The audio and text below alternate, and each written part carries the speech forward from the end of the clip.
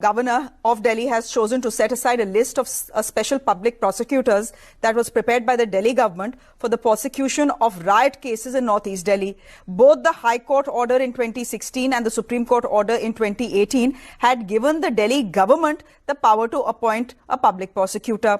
The LG of Delhi now wants to appoint public prosecutors as chosen by the Delhi police and not the Delhi government. The LG of Delhi, we are being led to believe, has set aside the decision of the Delhi Home Minister and the Delhi Cabinet. Let me go straight across to Rupashri Nanda, who is joining us live on the story. Rupashri, will we see another round of tutu meme between the LG of Delhi and the Delhi government?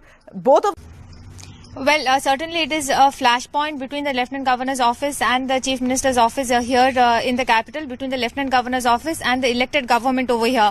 And this has come after a very long time for something to go so out of hand that it is now out in the open.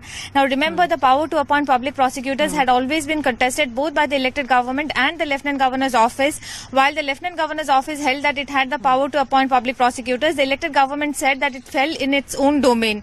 And when the case actually went to the High Court and then to the Supreme Court, especially because it was challenged by the elected government, both the High Court and the Supreme Court gave an order in favor of the elected government.